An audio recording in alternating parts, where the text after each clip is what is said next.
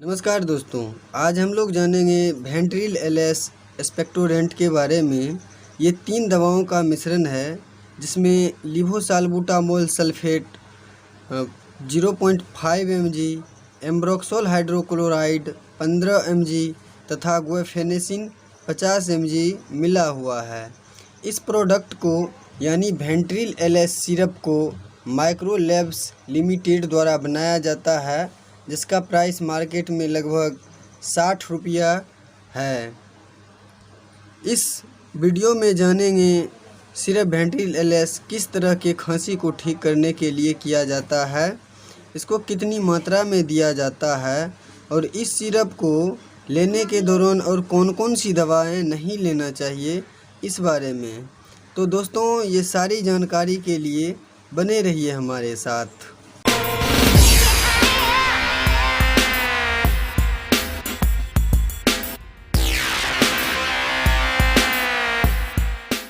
दोस्तों, syrup वेंट्रिल LS में जैसा कि आप स्क्रीन पर देख रहे हैं, इसमें लिवोसाल्बुटामोल सल्फेट ब्रोंकोडाइलेटर है जो फेफड़ों के अवरोधक बीमारी के लिए बहुत अच्छा है। इसका उपयोग अस्थमा यानी दमा के मरीजों में भी किया जाता है।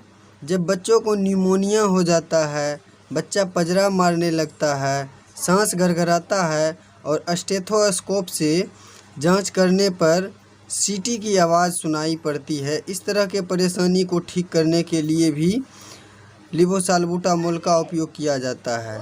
दूसरा, एम्ब्रोक्सोल जो म्यूकोलाइटिक मेडिसिन है, इसका प्रयोग जकड़े हुए बलगम को पतला या ढीला करने के लिए किया जाता है। तीसरा, इसमें गुएफेनेसिन जो एक एक्सपेक्टोरेंट है, ये बलगम के चिपचिपाहट को कम करता है और वायु मार्ग से हटाने में मदद करता है, जिससे बलगम आसानी से बाहर आ जाता है।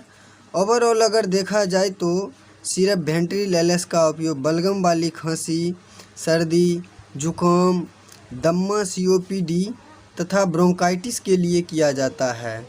दोस्तों, अब जानेंगे सिरप वेंट्रिल एलएस के उपयोग के बारे में।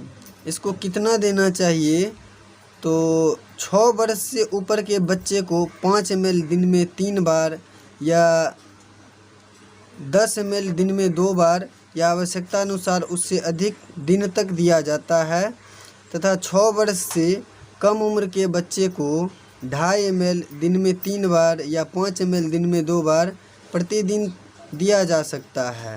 बात करेंगे सिरप वेंट्रिल एलएस को लेने के दौरान और कौन कौन सी दवाएं एक साथ नहीं देना चाहिए।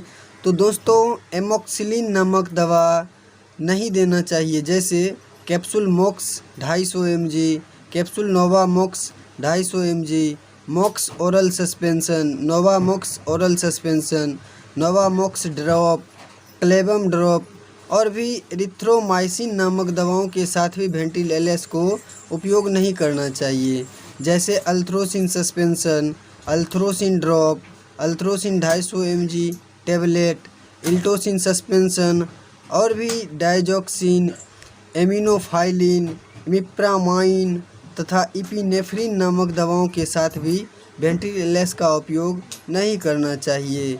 इन सभी दवाओं के साथ उपयोग करने से बच्चे के शरीर पर बुरा प्रभाव पड़ सकता है। दोस्तों, ये थी सिरप वेंट्रिल एलएस के बारे में सारी जानकारी।